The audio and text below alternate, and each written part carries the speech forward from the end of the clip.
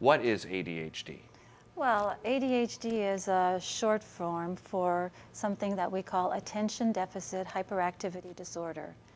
And I'm going to be talking a little bit about today to help people understand what is ADHD, what are the signs of ADHD, does ADHD run in families, and can a teacher flag a child with ADHD? And the main question is, do kids ever grow out of it? Right. And then I'll talk a little bit about the good news about ADHD. Good. Very, very nice. Now, we've heard it referred to in the past as well as ADD, but you're specifically saying ADHD. Is it, Yeah. Is it the same thing, or are they? Well, we used to say that there was ADD, which is attention deficit disorder without hyperactivity, and we used to say that there was ADHD, which is with the hyperactivity. But now we call both of them ADHD. Okay. And they just have different features, different presentations. Okay. So, for example, the hyperactive child, imagine a scenario with a young boy in a classroom, and he's about 8 or 9 years old. And we've all seen these kind of children. They just can't seem to sit still in class. They're fidgeting, they're wiggling, they're squiggling, they're playing with things under their desk. They drop something on the floor. They go to reach for it. They fall off their chair. The teacher gets annoyed. The teacher's trying to teach. And finally, the teacher gets so frustrated that she asks the child to leave. So that's the hyperactive kind of ADHD. So what's the difference? I mean, because obviously the controversy is, isn't that just a kid being a kid?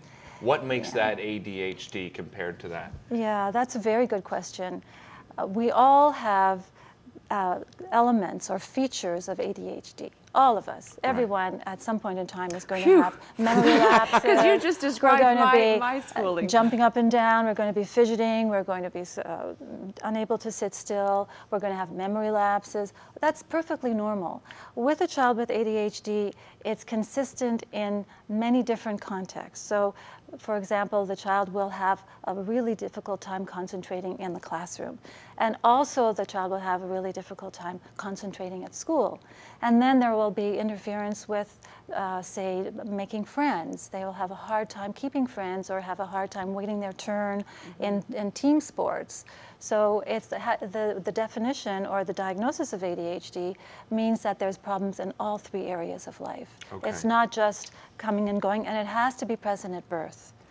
Really? There is the explanation of ADHD is not attributed to bad parenting, so everyone can calm down, whoever's listening. Moms and dads are going, it's not that you're doing anything wrong at home. It's genetic. It tends to run in families. It's much more biopsychosocial, which means that there's a biological component, there's a psychological component, and there is a social component in terms of being in a familial situation. But the major component is from the biology, which is genetic. And very often we see parents, when we ask them questions, is there someone else in your family who has been diagnosed with this disorder? Well, you know, I think my brother had a hard time in high school. I'm not sure. He was never really diagnosed, but I know he really didn't. He dropped out of school early. Or I know one of my sister's children has been diagnosed. So we do see a lot of it in family. We know for sure that there is a genetic component, and it's there at birth. That's the definition. It may not show up until the age of 3 or 5. It usually shows up more prominently in school.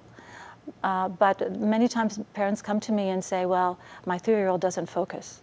Well, 3-year-olds don't focus. Right. but it's on a continuum. Sometimes parents have unrealistic expectation of their children.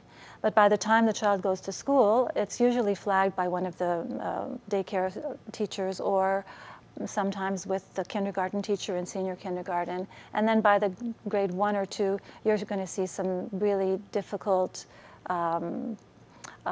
time for the child to acquire knowledge in school. And that's where the problem is more severe, and that's where it's distinguished from other kids who don't have problems in school, but just fidget a lot.